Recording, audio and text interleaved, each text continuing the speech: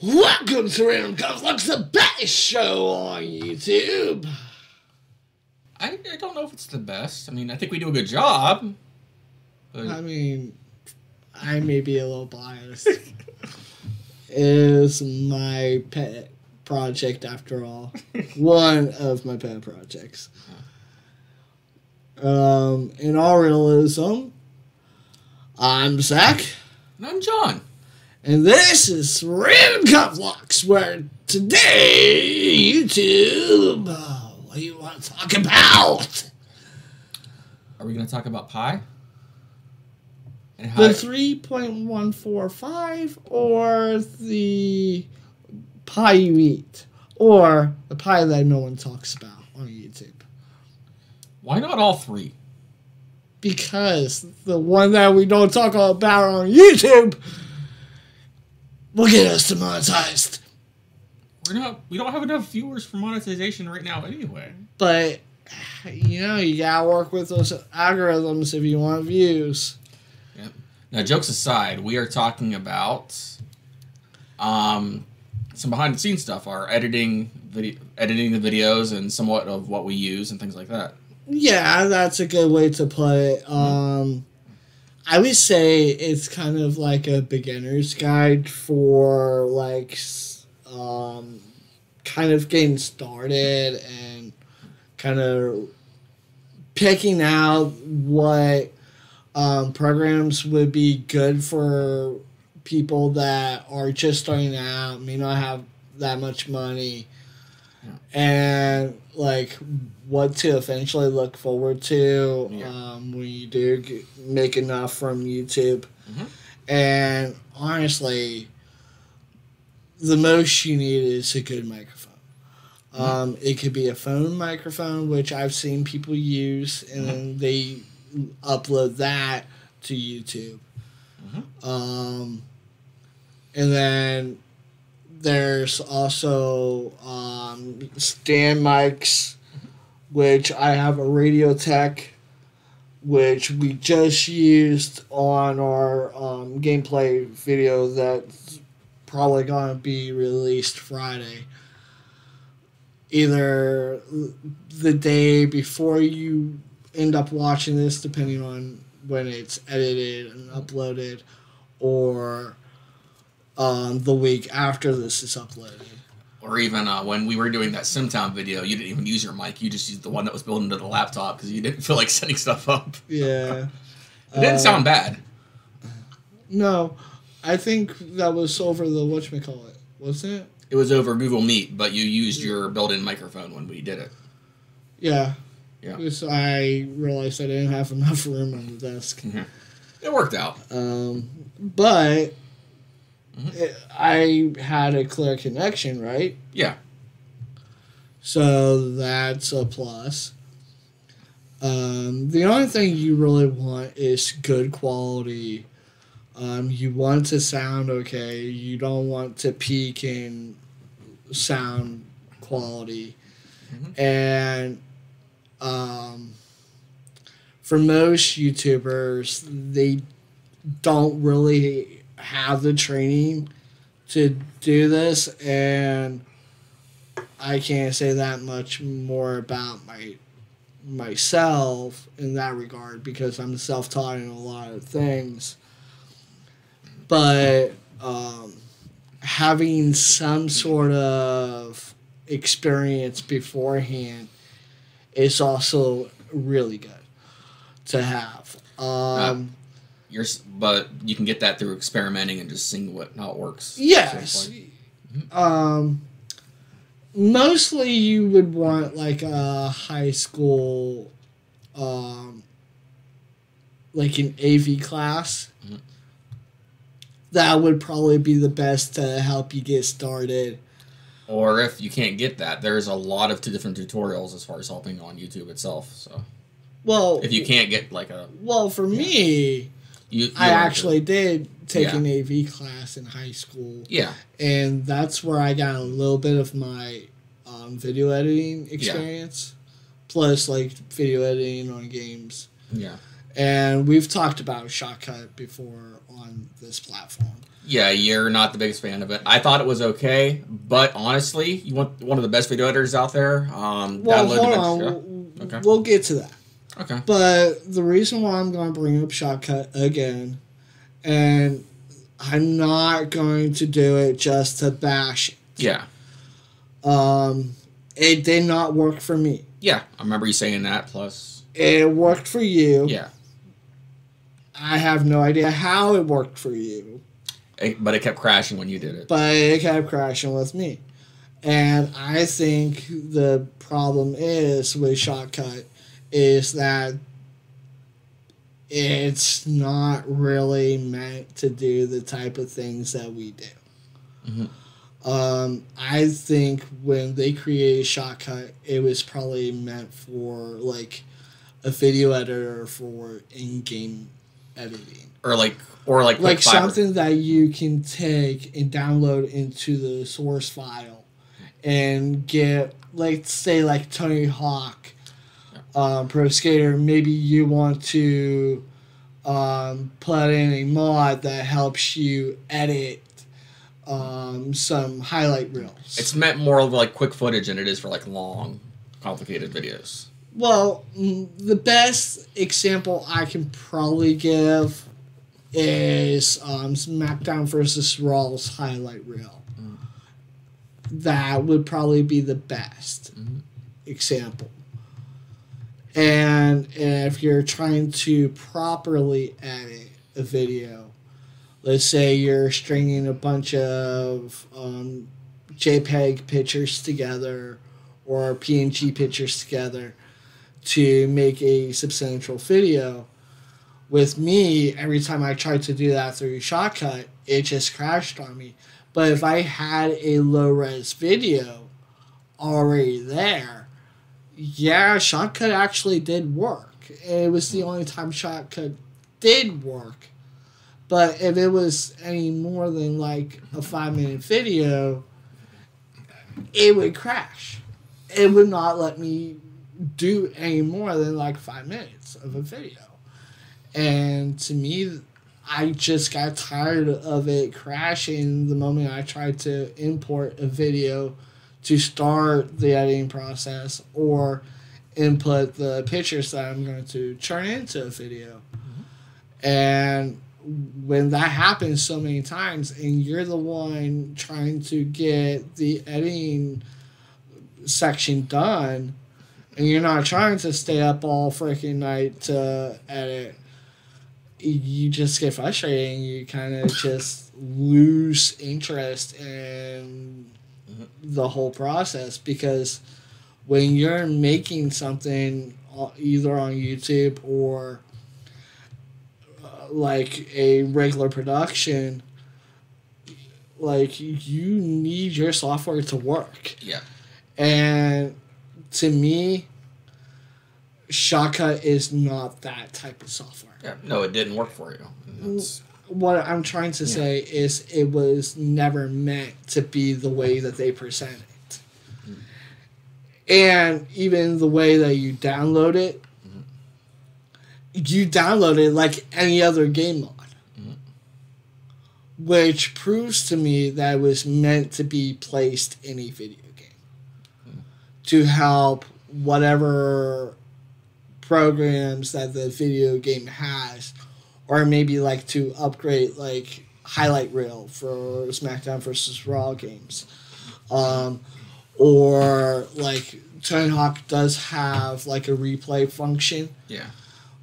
Maybe you could do a better version of that replay function with maybe Shotcut. Yeah, because that's a better file size. Yeah, it was never meant to like dump a whole bunch of pictures into a really long video. It was meant for like just quick edits and. Like, well, not even that. Yeah. If it was in the fact that you tried to upload something more than like a TikTok, it would crash. And there's plenty of free software out there that way surpasses that. Yeah. And isn't like a modded folder that you just get off the internet. Yep. I know one that we're currently using. We're using Davinchi Resolve, and it's we're using the free version. If we had the extra money, we would get the paid version. It's that good. Yeah. But the free version, awesome to use, especially if you're just getting started. And JJ is a lot more conscientious when it comes down to how we talk about certain things on the platform. And I agree. Like, I don't want to sound like I'm bashing on the product. Yeah. I'm just plain out saying it wasn't meant for this type of work. Yeah. It was probably meant to be a mod for a video game. And or it's what it feels like.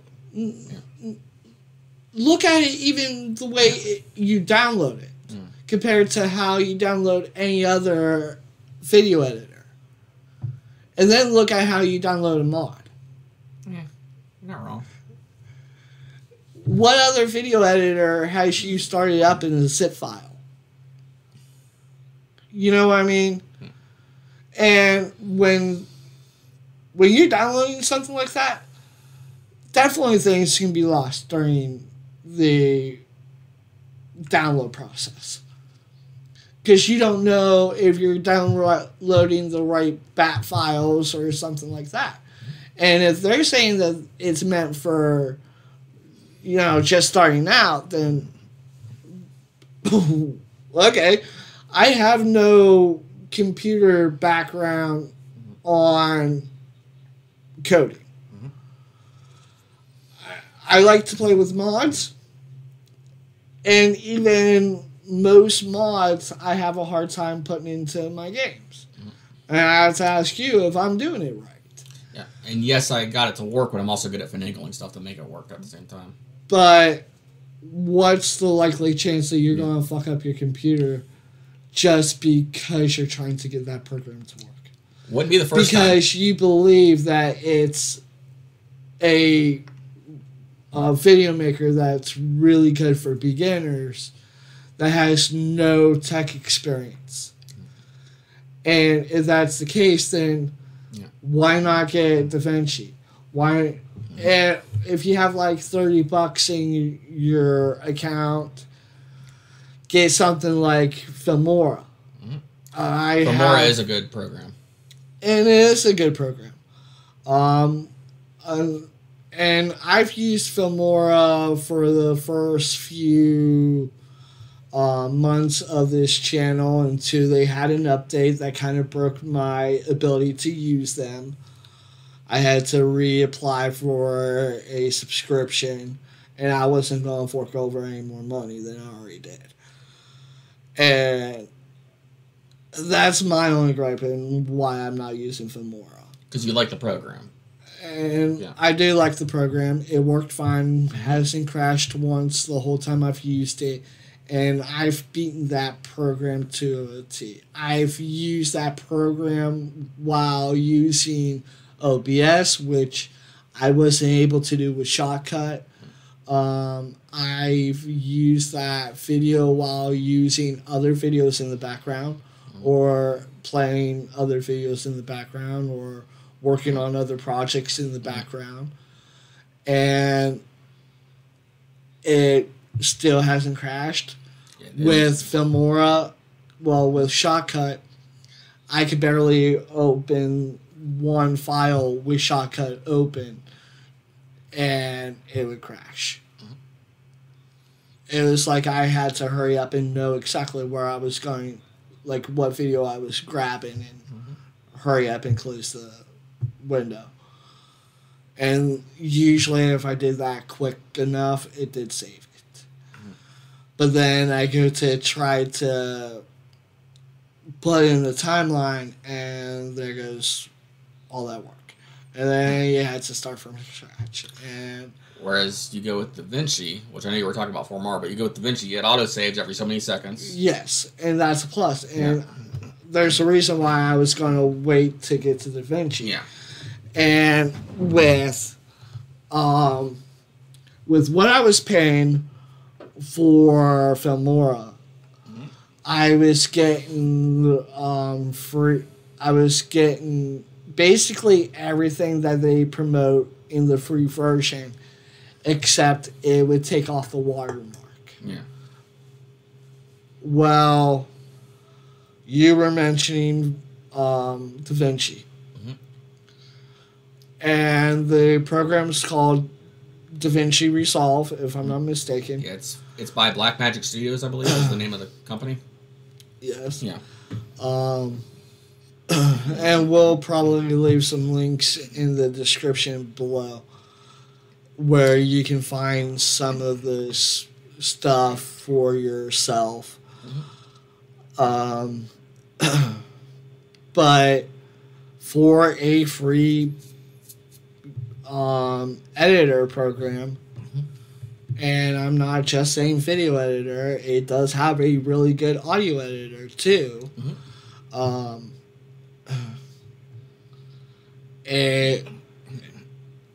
It's actually worth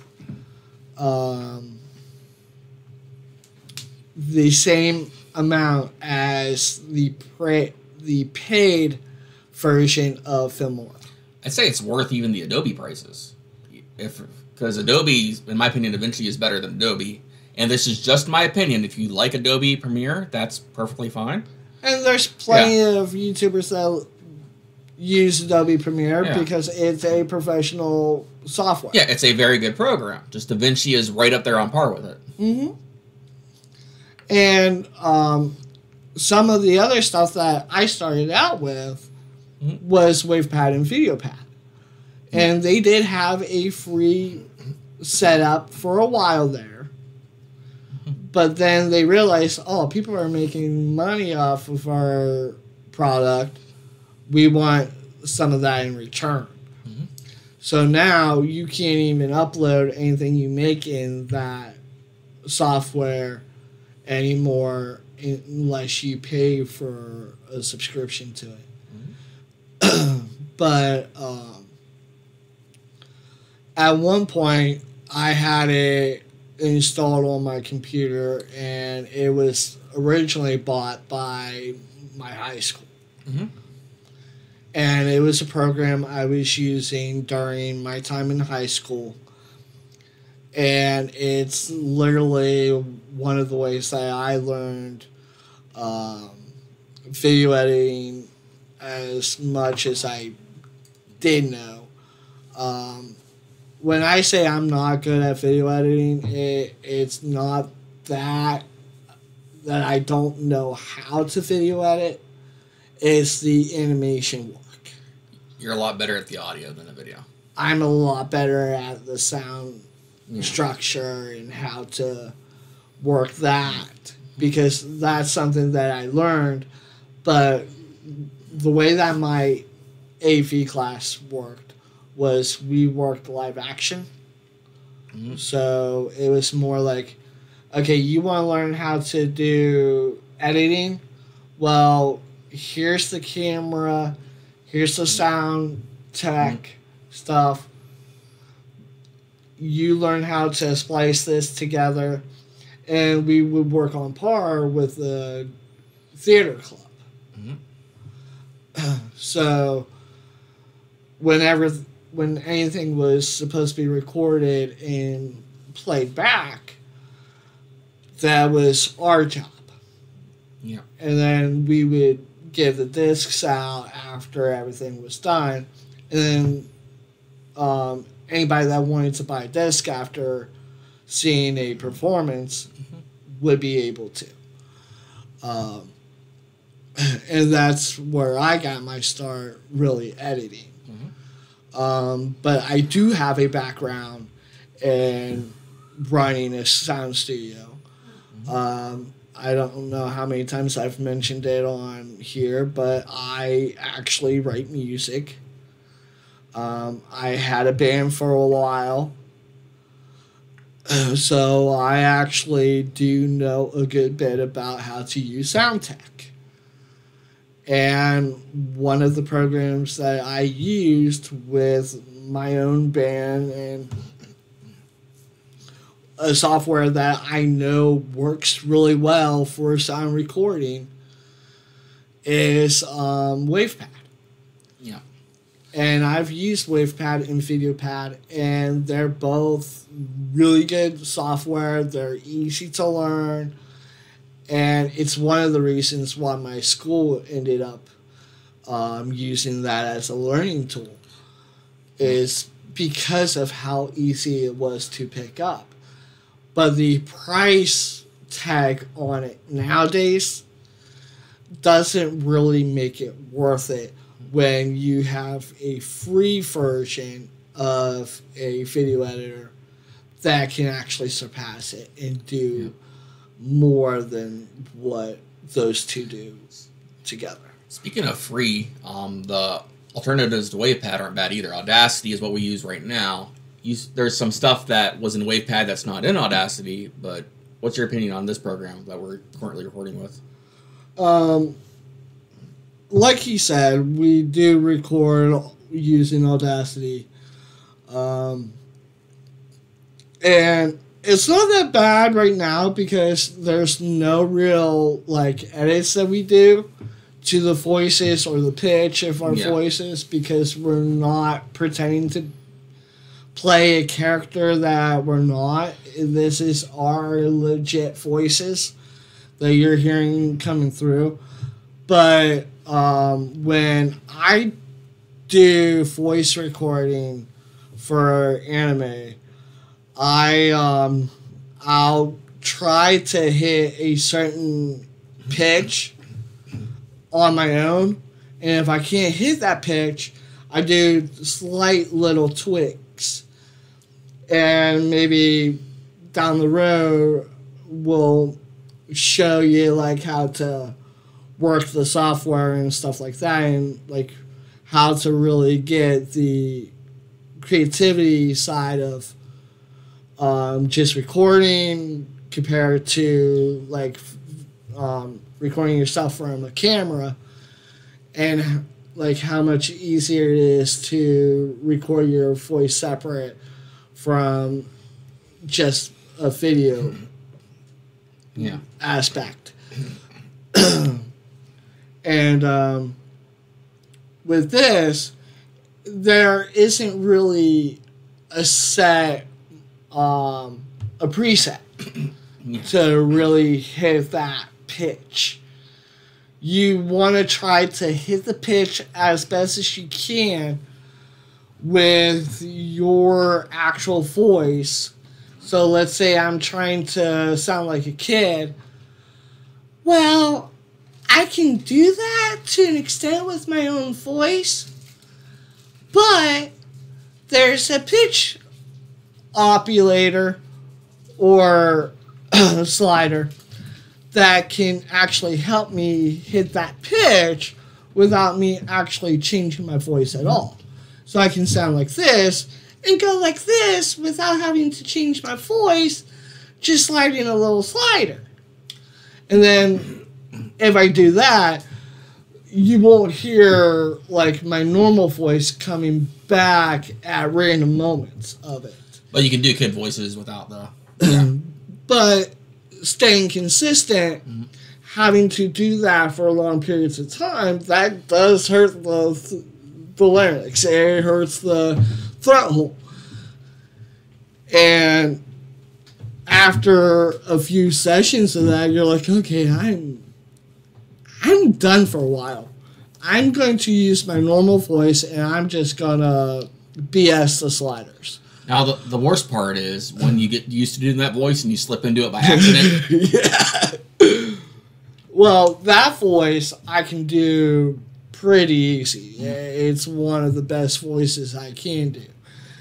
And, with a really raspy voice, when we started the show, it really takes to another level. But you can tell that's fake. Nobody's going to sound like that. Nobody's going to force their voice box to sound that way, because after a long period of time, that's going to start tearing the inside of your throat. And thankfully, I only did it for a short period of time during the intro.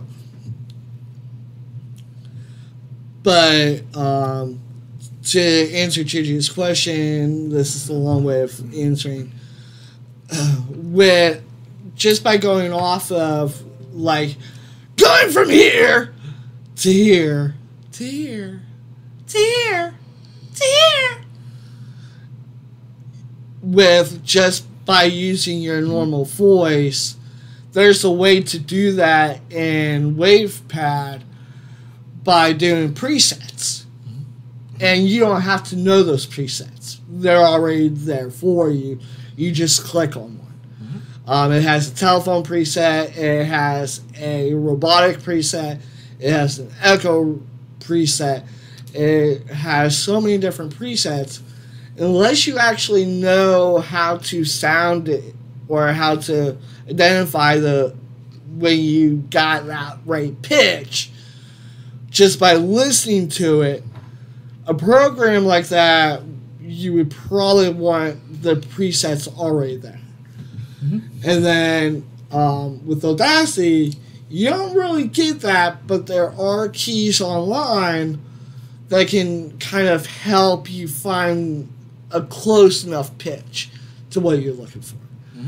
But if you're good at trying to find the sound you want while, you know, using the program, and I've gotten used to it, so I'm getting to that point. It's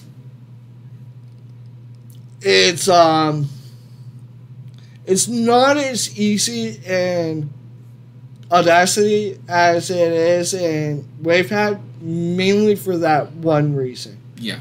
But once you get the hang of it in Audacity, it becomes like second nature. Yeah, that makes sense. And I've used Audacity myself quite a bit, so I'm a little more familiar with it. But you've also used WavePad while recording with me. Yeah. And it's one of the first ways that we recorded for a show that we're doing ourselves that at the moment won't see the light of day until I can get some way to more occupy time and find a way to get my brother out of a rut so he can actually animate it. And even then, it's like, well, we're both kind of not really into it right now. This is kind of perfect. We're doing this thing, and somewhere down the road, our other project will be coming out, and it's mainly to show that you don't need to have paid thousands of dollars or millions of dollars into a school just to get the ability to make really good videos. A lot of that is practice makes perfect and keeping up with it. Yeah. Because if you don't, then all that stuff that you have, it comes from, like, with me with sound tech, and with Jay with he actually went to college for graphic design. Anyways, but the mic muted for a second. Yes. A little bit of a technical difficulty. That'll be cut out anyways. With graphic design, one thing you should have been doing worthy of how much money you put into your schooling is actually going to an art studio and getting into animation. And one of the reasons why we record voice only is because I just had a can on my head. is because random stuff just happens. One moment, JJ's here, complying with the conversation, accepting the fact that he's in a conversation, and then the next moment, out of the corner of my eye, I see him with a fucking can. Leave it! Anyways, I'm gonna take that can and put it over here. Thank you. But was it really worth it taking a job with ResCare, knowing that you took a class to actually do animation or graphic design work, which you're qualified to do, rather than like something that doesn't even meet that criteria? It's literally a whole new type of skill set that you had to learn just to work. Yeah. And like, what was the point of paying an arm and a leg to a college that you're still paying off student loans? You know? Yeah. Where... I mean, I don't regret where I'm working at, but I would have liked to get something in my field that I went to college for. Yeah, and that's the same with everybody. Yeah. Like, you can get an excellent education in a college. I don't bash college for anything. Yeah. Yes, I believe that there are money-sucking dickwads, but that's my opinion. You don't bash the fact that you can learn a lot of skills. Yes. You can learn so much out of college. But how much of that you're actually paying to learn that you could actually learn on your own, saving the money, just missing one little piece of paper? Where in certain fields, I am self-taught. I didn't go to college. But and you even agreed that we are on par on certain things. Yeah.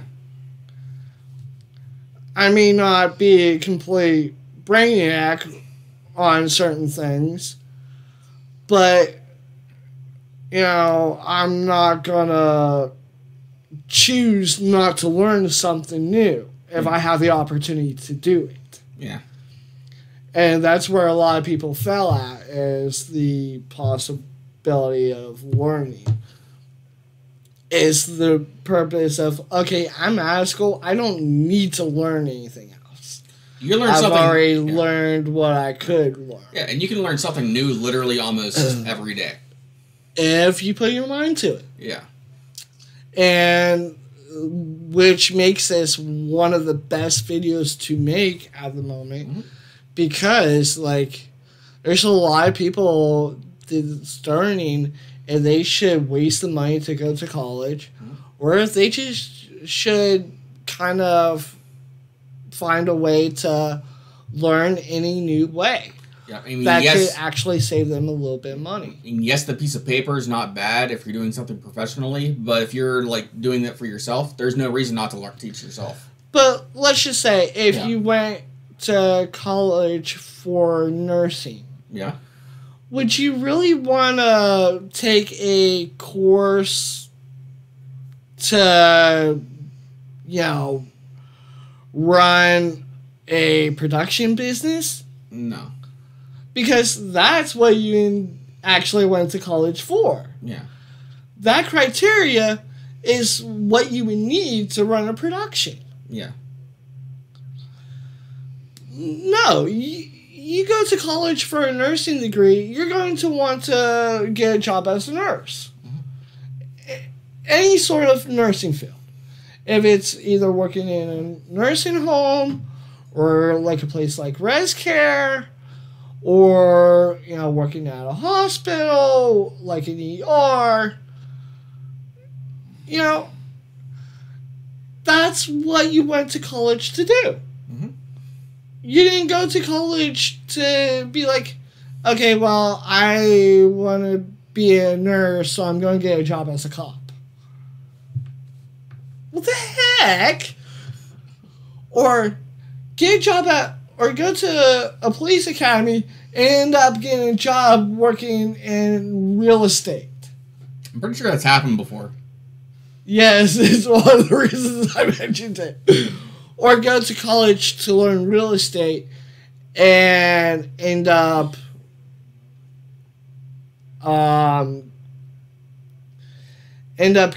becoming a banker. Yeah. It's like, yeah, that kind of hits the criteria a little bit. You gotta have a little bit of education in, like, money. Mm-hmm. But your profession should meet what you're paying the college for. Mm-hmm.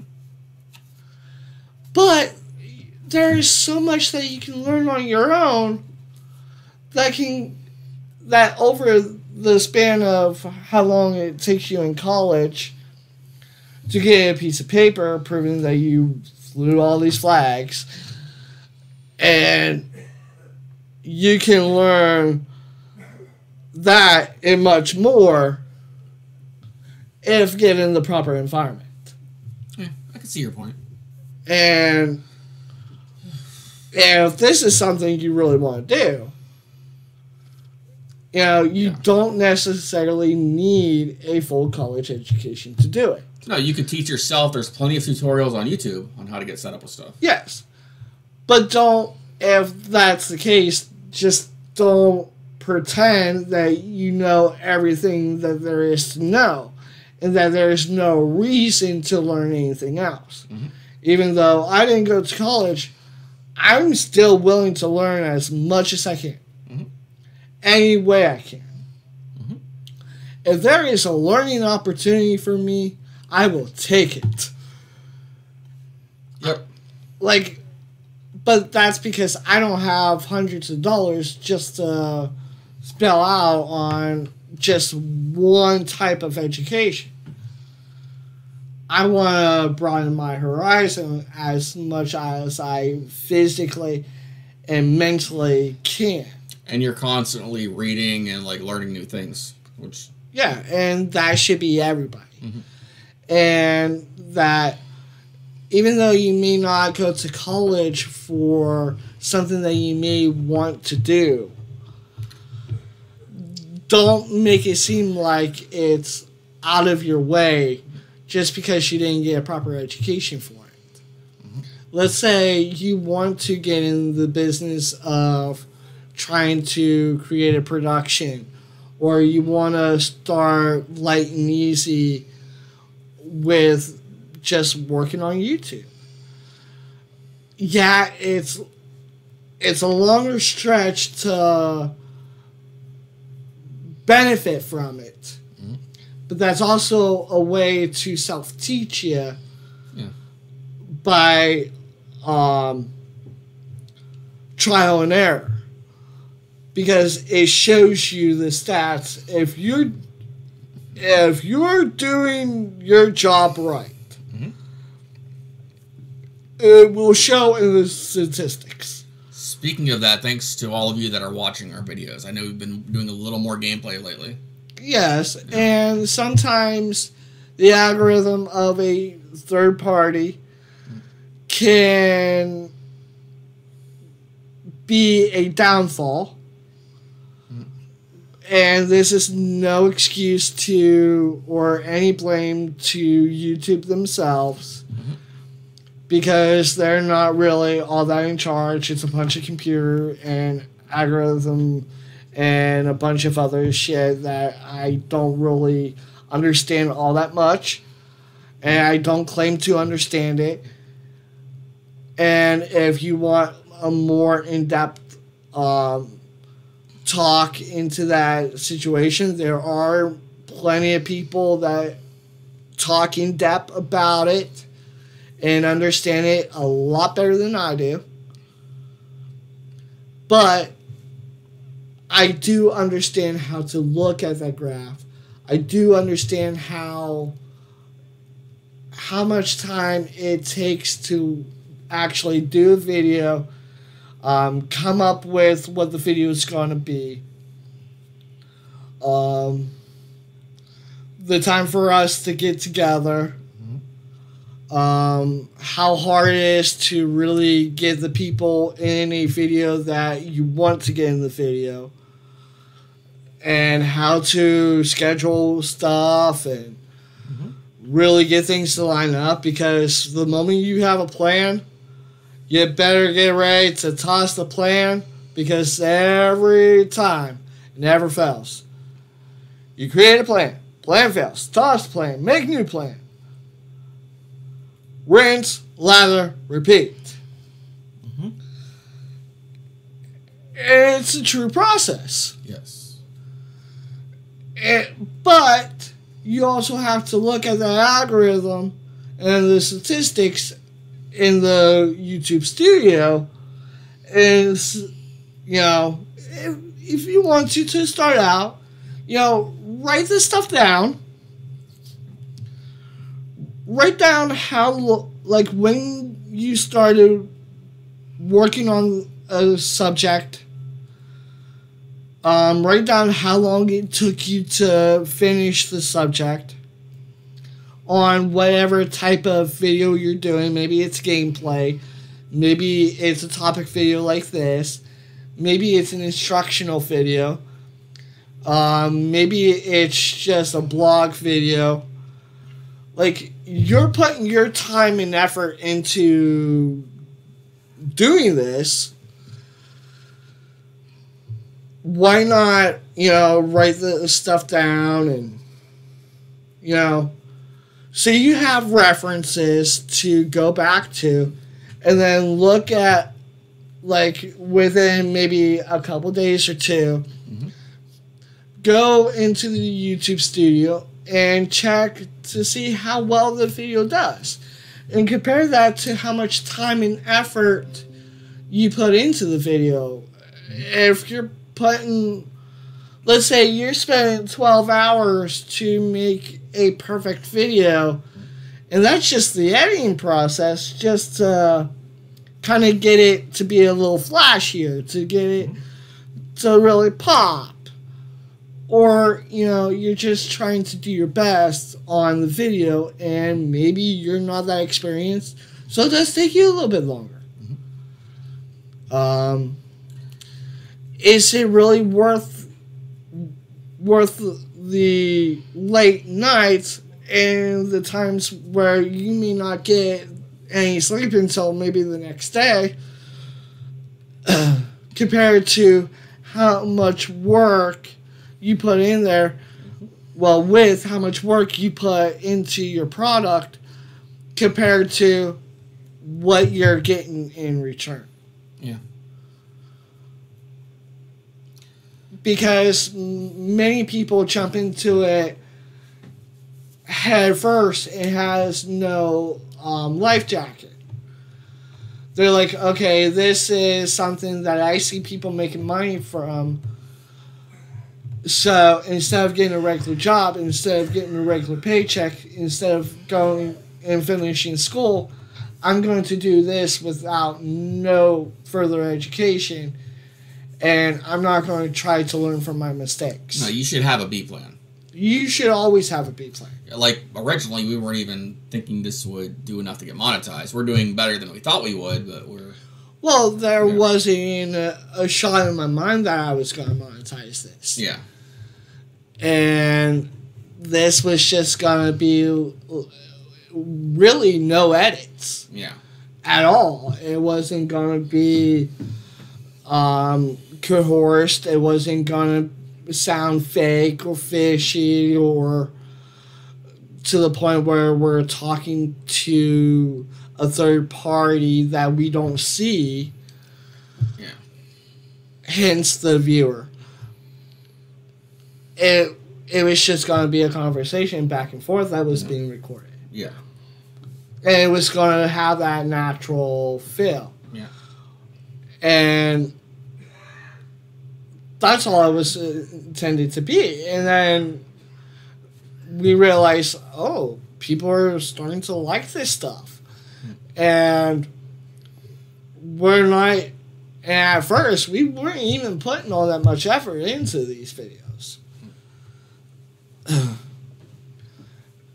And then once we realized, like, how the videos were doing, we started talking about thumbnails. We started talking about having points of interest to talk about. And, like, staying on topic. If there's too much of a pause, to, like, cut it out. Spruce up the video with gameplay or with something that is of same convenience.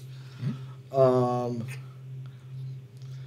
editing style changed. It's not me doing the editing. It's my brother doing the editing. Sometimes it's you. Sometimes it's me whenever we're doing a lot. But about 90% of the time it's you. And I'm giving you credit for that. But it's also... I have a lot on my plate as well, as does my brother. And if my brother's burned out, then he can say, hey, I can't do the editing this week because I'm too burnt. How about you pick it up? And if that was the thing, then by all means, I would do it. There has been times where that's happened. Yes. And that's where occasionally I will edit the videos. And videos that I know that may be a little too long for JJ to take time out of his day to edit, I'll actually edit. Because, quite frankly, a lot of the stuff that I do from home anyways. I have my own recording software, and I don't have to leave and work in a studio or any of that mumble-jumble. But when it comes down to learning about this business, if you want to call it that, or learning about YouTube in general, it's not an instant way of making money. It's hard work. It's dedication. Yeah. And if you're wanting to make thousands of dollars a month or a week, you're better off getting a job at a regular production company.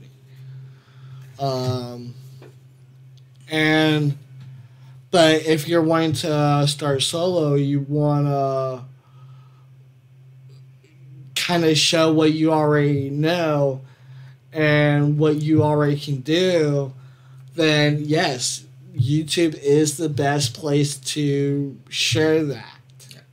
Speaking of doing YouTube and improving ourselves, we've recently gotten a new mic, and we're using it on this video. I used it for my Sims videos as well. Please comment. Tell us what you think about it. It is we're not sponsored. It is the JLab Talk and Go microphone.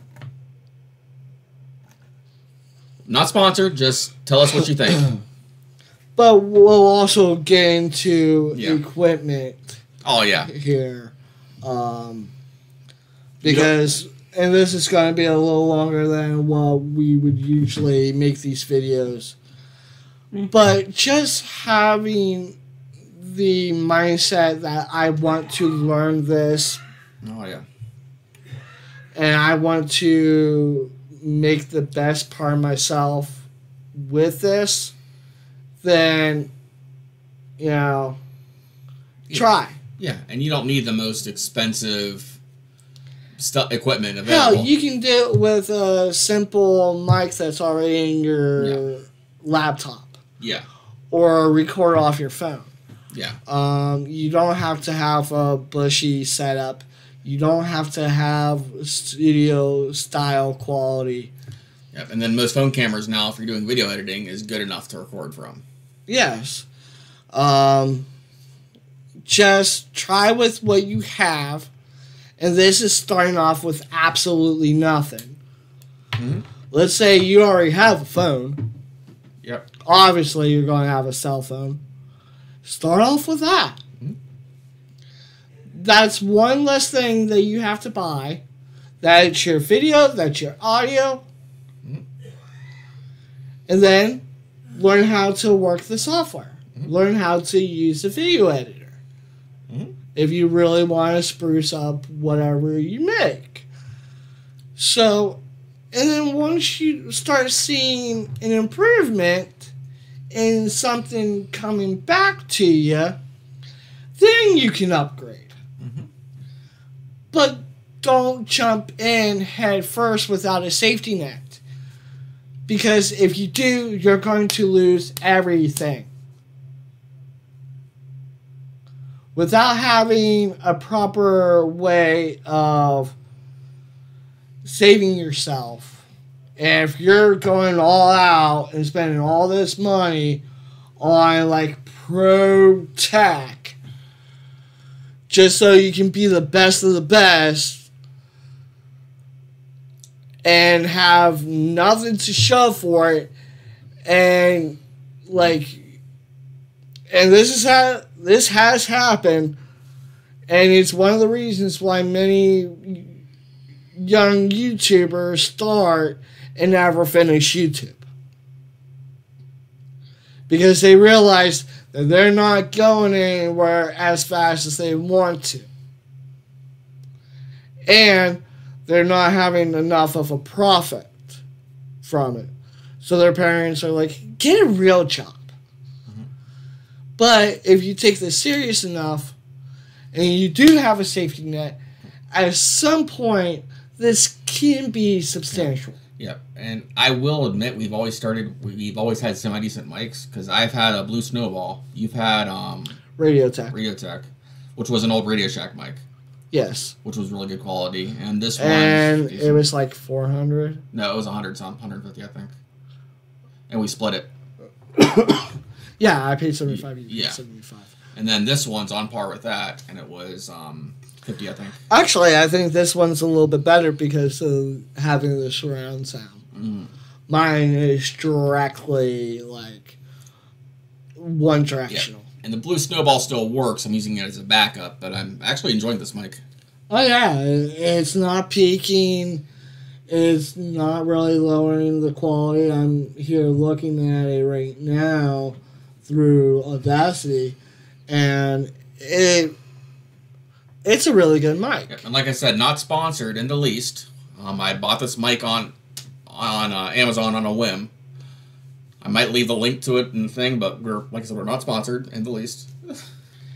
And be very cautious if you're going to buy something on the internet. Make sure, yeah. Be careful that it's safe. Check reviews, check your sellers, all that stuff. Yeah. And I'm going to say this again, I've said it in many videos, our videos are not necessarily made for kids. Just putting it out there. So we're not advertising towards children. No. But if kids are watching this video and they want to learn from what we're doing, and we'll go ahead and talk about tech as we did with the microphone. I would say one way of starting, if you're starting off cheap, the on-brand microphones.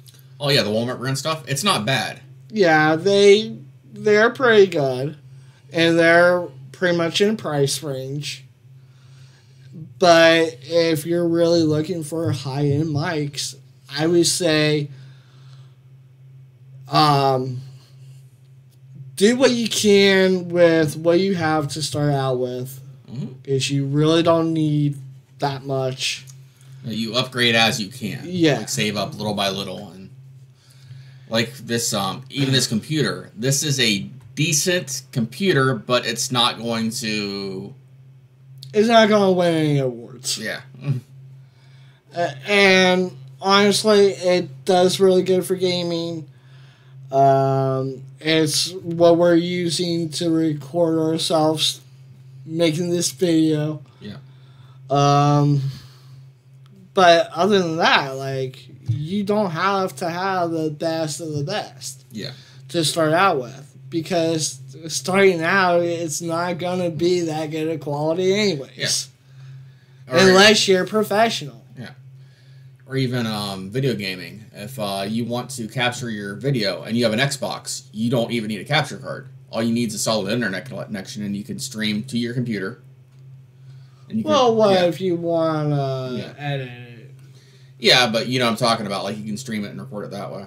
Well, streaming, it's whoever wants to watch it, they can watch it live. No, I meant like you can link it to your computer as a monitor and you can record yourself that way. We've done that before. Yeah. Yeah. So if you don't have a capture card, that's an alternative. Yeah. If you have an Xbox, if you have PlayStation or Switch, I don't think there's an easier way to do that. We'll have to look that up. Yeah. And we'll probably make another video on, like, what's the best console to really record from. Yeah. One of the hardest ones is the PS3. The PS3 is a pain in the butt to get recorded for. Like, when I recorded that MVS footage, I found a splitter to make it work, but the audio wasn't recording. I'm like, why is this a thing? But yeah, it's one of those things where if you're wanting to do this as a profession and really want to make a go of it and you're serious, then the best way to do it is just, use what you got. Use what you got. That's going to be your starting point. And then once you start seeing a return of your hard work and efforts, and you're taking the situation seriously, and you're more or less in the sense of wanting to learn more as you're progressing, then you're going to succeed. But if you choose to not learn, and you choose to play dumb, which no one is, and the only time that you really aren't able to learn is when you're to the point where you choose not to learn. There is no point in your life where you cannot learn something. There is not a point in your life where your brain just shuts off and says, I can't learn anything else. You're not wrong. You're constantly able to learn new things if you choose to. Yep. And you constantly become better. It's like I've learned plenty of things off you and vice versa. Yeah. This would be a good place to end it, but I know you probably want to keep going. Well, yeah, because I really want to talk about like what tech would be cheap to really start out with if you really don't have a setup to start with. Yeah, basically, like you said. One, you're going to want a computer. That's going to be your way of editing. Yeah. Two, a way of either doing audio or video capture. Yeah. And you can get a good enough computer for basic editing for around $200. It wouldn't be the best running, but you could do basic editing on it. Or, and I'm sounding like a walrus here, or if you're someone like me that can't pull $100 out of their ass, rent a center. Yeah. I'm not sponsored. I do know a bunch of guys that rent a center, and you know almost all of them on a first name basis.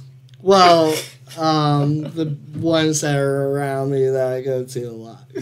But if you want to start out with just getting a cheap setup, you don't really know how to work on computers yourself, I would say don't, and I've said this before, don't jump in head first without a safety net. So you're saying rent one and try it out? Because as long as you're renting it and something goes wrong, it's on them to fix it. As long as you don't take the computer and chuck it in front of a moving car. No, you're talking like if a blue screen's on you or something. Yeah, if it just happens to stop working for some reason, to no fault of your own, you know, you can send it back. They'll give you a replacement until yours gets fixed. And, you know, you're not going to lose money. But if you buy one straight out and it has a system crash, you're fucked. Yeah, there's pros and and cons. then you have to go and buy a brand new one. Yeah, there's pros and cons to both. I've been lucky with most of my computers, but... But when I'm saying starting now... Yeah. Renter Center is sort of like a renting to own your product. Yeah. Is more of a safety net. Yeah. Or... you can get a second-hand laptop from, like, a pawn shop or a flea market or any of that sort. Or even though it's kind of risky, you could try eBay. There's people that I know people that have gotten good laptops off there. Amazon's a little bit more riskier, in my opinion. But eBay... eBay, Amazon, all those online. Just check your stuff before you get them. Yeah. Look at the reviews of the seller. But if you don't really know that much about computers, then, you know, try to go to someone that will.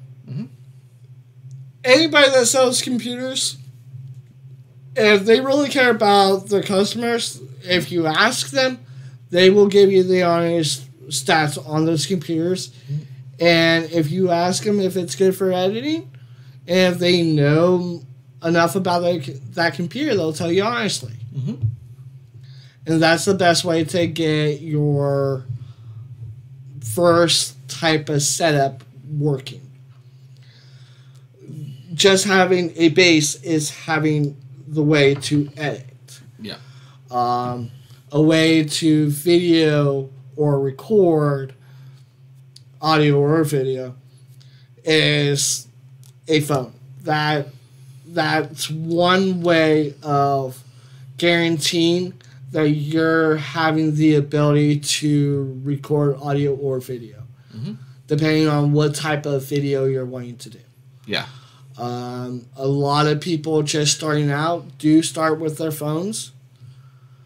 And some phones are now getting upgrade Android apps or Apple apps. Oh, there's apps to do editing and stuff. Yes, so, yeah. And I was actually getting there. Yeah.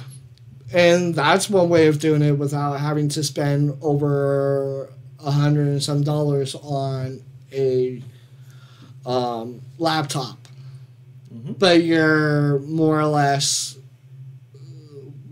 having to work with how much space you have available on that phone. Yeah. And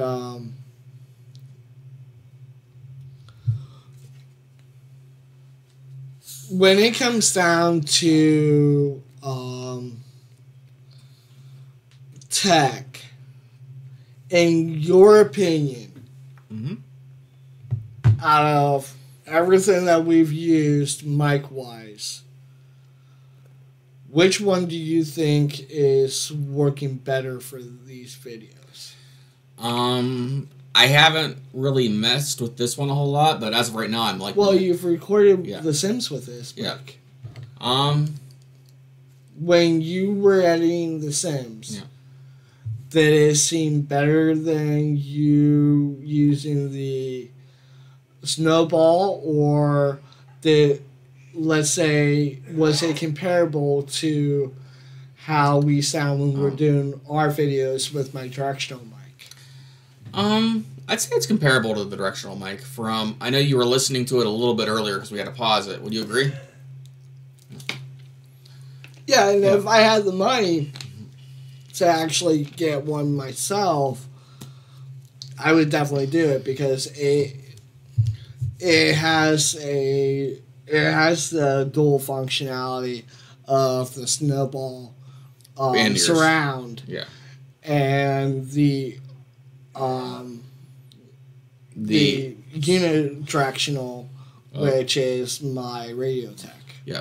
And I do still like the snowball. Like I said, I'm going to use it as a backup in case anything ever happens to this one, or you end up borrowing this one for whatever reason. The snowball is going downhill. Yeah. You can hear that in the quality. Oh yeah, it's slowly dying. Yeah. I don't think there's many years left on that, and I think you got that after I got mine. I got it shortly before, I think. I could have swore you got it after. It was like shortly before or shortly after. I can't remember.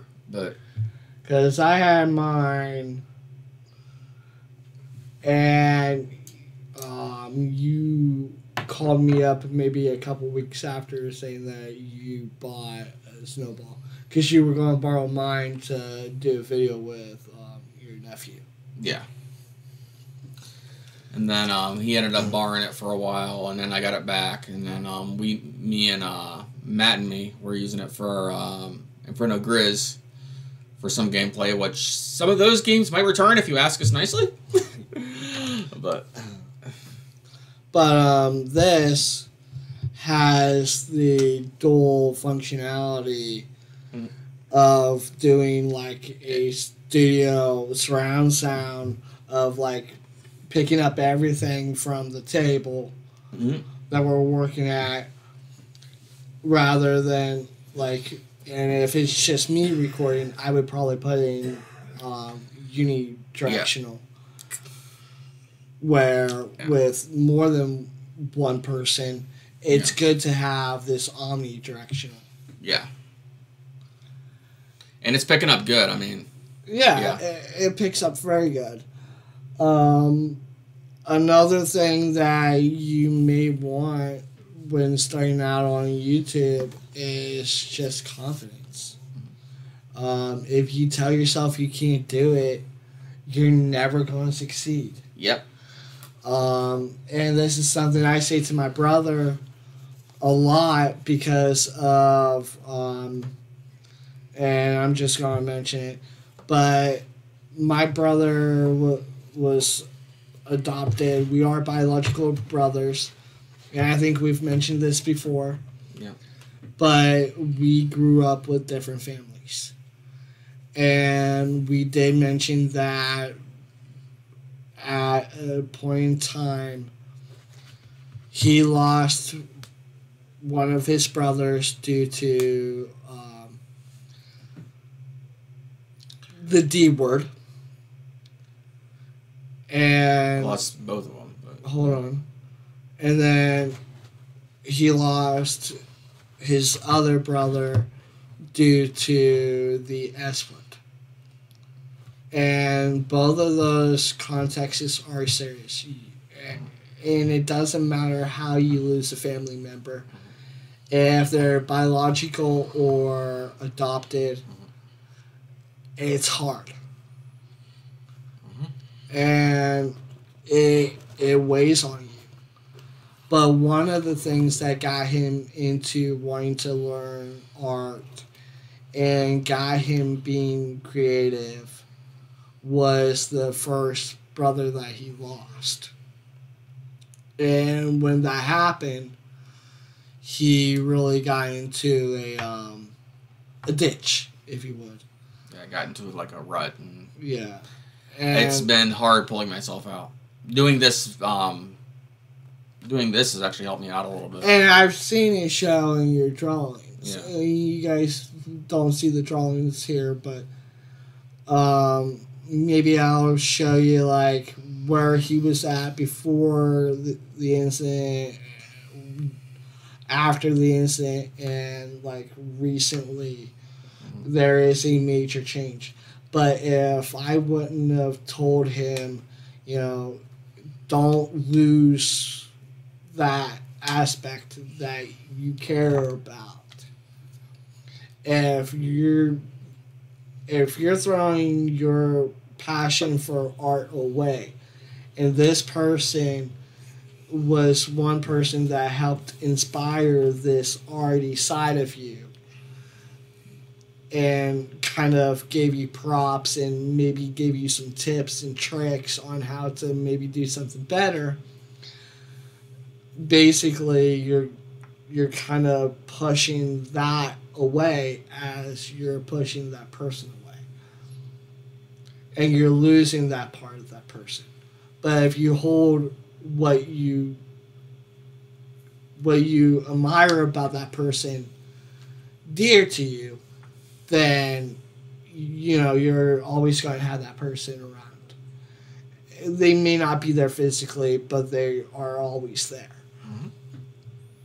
And it's one of the reasons why I still do what I do, is because even though we both lost our mom, our biological mom, and we both lost our biological dad, I lived with our mom. I lived with our dad. Mm-hmm. And hearing it from, with it being our dad, it was more you heard about it after the fact. And at the time, we both were pretty young, so we probably didn't handle it the right way in the first place. But over the years, I started becoming diagnosed with depression, and I've done a lot of stupid shit. I'm not gonna really say everything that I've done, but I've done a lot of stupid shit. And then when Mom passed recently, it was another hard time, and I think there was a point in my life where I was forcing myself to do what we're doing, just to not have anything to do, where I'm just sitting there not doing anything, because I felt like if I sat there and I wasn't doing anything, I would probably not be doing this as we speak, or I may not be here to do this. You got your mind on things. I was in that mindset, mm-hmm. because I'm like, what the heck do I do now? Mm-hmm. Where do I go from here? I have no idea what I'm doing. Mm-hmm. And there are times where you get into that mindset that, like, you have to tell yourself, stay on track, mm-hmm. keep going forward, because the moment you look back, that's when you're going to stop yourself. Mm-hmm. And one thing that keeps me going is I know that. That's something that kind of drives me, myself, without even having to be told, because it was the way I was brought up. Was, hey, don't look in the rearview mirror, because that's where you were. You're wanting to look towards the future, where you want to be. Who do you want to be? What do you want to see in your life, Roots? And to me, that was always the get up and go. But when you lose someone that you're that close to, it's hard to have that mentality. And I'm not going to lie and say I didn't lose it. Mm-hmm.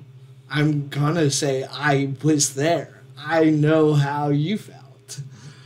I know how hard it was to force myself to do these videos. How hard it was to sit down and even bother editing. Yeah. Because I knew if I didn't, I wouldn't be here. Yep, and I didn't go off the deep end too much, but when my first brother passed away, I ghosted everybody for like 2 weeks. Yeah, you ghosted me. Yeah. I'm like, you better fucking answer my phone call, boy. I ghosted everybody, not just you. Like, you better fucking call me the moment you get this message. Because I'm going to come up there and put my foot up your ass. But yeah, and that wasn't the best way to handle it. But no.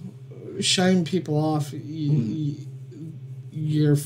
people that care about you aren't going to know what's going on with you. Yeah. And it's better to stay in contact. And, like, you want to make sure that you're in a good mindset. But just, doing it to keep yourself from being, from not being busy or, what's the proper word I'm trying to... Distracting yourself from your depression, basically. Yeah, distracting yourself or, there's another word I'm trying to look for it, but I mean, sometimes it's where you're not really doing anything. You're just idling. Yeah. And when you idle, there's a lot of things that go through your mind. And sometimes you do need to distract yourself, but it shouldn't become an obsession.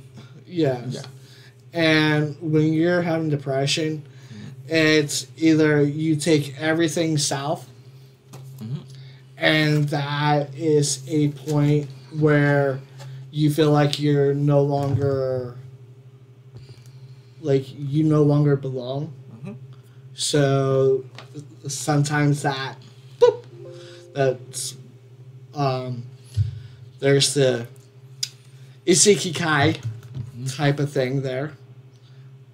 And then there's going too far where you have a major burnout and end up working yourself to the extreme. Yeah. And you were getting there. It's why I took over a lot of the video editing. I was to the point where I wasn't sleeping. I didn't want to sleep. I didn't want to eat. I just put all my attention to doing this, and that's not healthy. Yeah. And if you really want to do this, do it in a healthy way.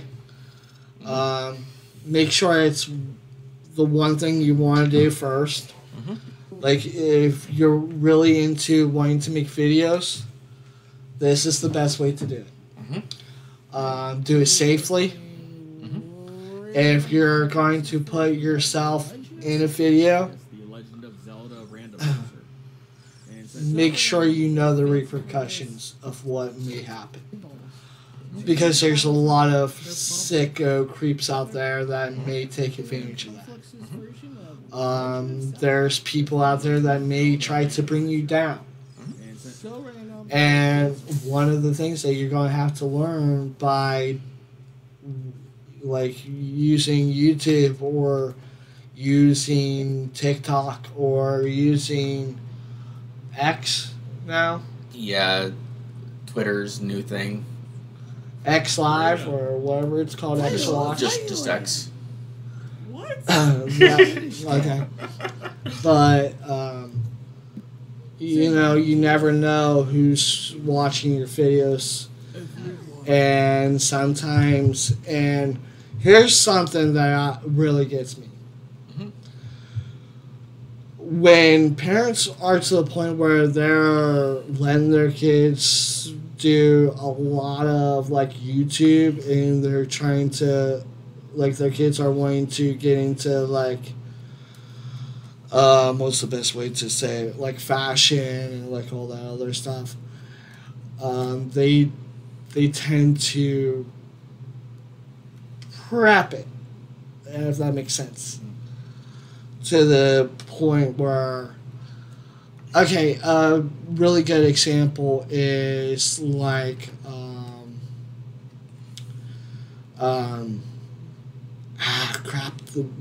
name is flipping out of my head here. The thing that was relative with John Benet Ramsey that she was doing. Oh, like the beauty before pageants, she passed away. The beauty pageants and stuff like that. Yeah, and speaking of John Benet Ramsey, and by the way, we're around the same age, so. Or would be around the same age. Yeah, would be around the same age.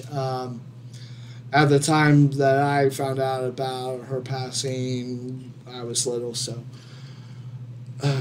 I that's where my kind of passion for investigations come from.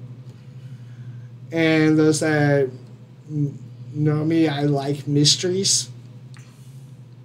That's one of my things. And like, even nowadays, over 30-some years, 20-some years, something like that. Over 20-some years, they really don't have a significant suspect. So freaking crazy. But if JonBenet Ramsey's mother had never pushed her into doing those beauty pageants to the point where she was basically dangling her by a stick in front of predators, that might not have happened. She would probably still be here today.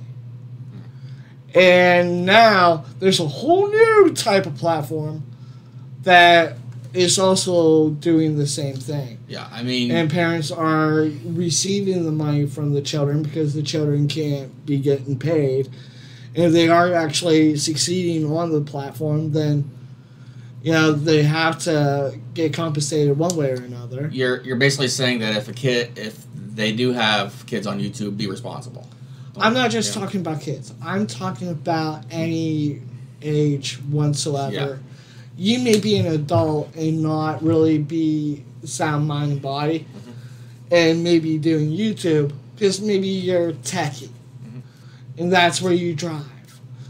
But yet you're too nice, you're too open, and that could be something that gets you. Or let's say you're a preteen and some creep ends up watching your video and finds out, oh, this place is really close to me. I'm going to go there and I'm going to snatch this kid up. Not saying that any of this would happen, but... It's hypothetical. It's hypothetical.